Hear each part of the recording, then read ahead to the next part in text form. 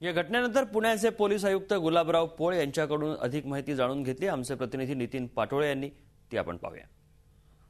पुण्यात जंगली महाराज रस्त्यावर 4 ठिकाणी सिरियल ब्लास्टची घटना समोर आलेली आहे। पोलीस आयुक्त गुलाबराव पोळ आपल्याबरोबर आहेत, त्यांच्याकडून आपण याविषयी अधिक माहिती साहेब, कधीची घटना आहे, कशी काय? साधारण 8च्या सुमारास पहिला ब्लास्टची माहिती आपल्याला मिळाली की बालगंधर्व रंगमंदिरच्या समोर त्याच्यामध्ये एक पाटील नावाची व्यक्ती त्यांच्याकडे कॅरी बॅग होती आणि त्यांच्या जेवणाचा टिफिन होता।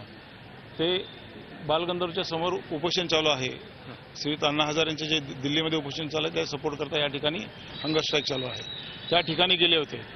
त्या ठिकाणावरून त्यांची बॅग आणि टिफिन बॉक्स त्यांनी ठेवलं होतं आणि ते तिथंच उभा राहिले होते।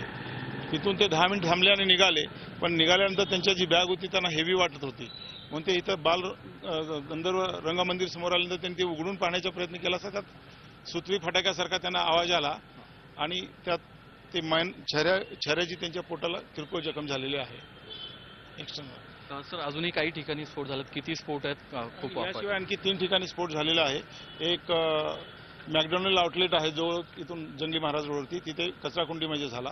तिथून थोड्या अंतरावरती देना बँक आहे, देना बँकेचे सायकल स्टँडला सायकलला एक बॉम्बस्फोट झालेला आहे आणि तिथून पुढे गरवारे ब्रिजच्या जवळ पण सायकललाच एक बॉम्बस्फोट झालेला, असे एकूण 4 बॉम्बस्फोट झालेले आहेत। सर, एक सापडलेला डिटेन केलेला त्यावेळी नाही, कुणी सापडलेला नाही, तो जखमी माणूस आहे, त्यालाच आम्ही विचारपूस बॉम्ब जो आहे तो निकामी करणार नाही, त्यात एक डिटोनेटर ब्लास्ट झाला नव्हता, तो निकामी केलेला आहे। सर, कुठलं स्फोटक वापरण्यात तुला काय माहिती आहे? ते आता फॉरेन्सिक लॅबकडून तपासणी केल्यानंतर आपल्याला काही त्याबद्दल आता माहिती देता येणार नाही।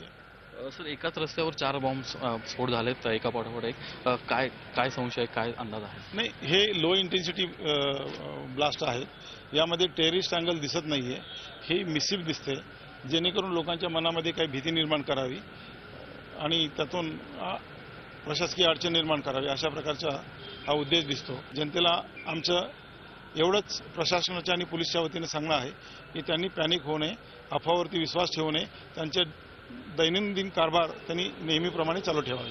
धन्यवाद सर। व्हिडिओ जर्नलिस्ट विकी कांबळेसह नितीन पाटोळे, झी 24 तास, पुणे।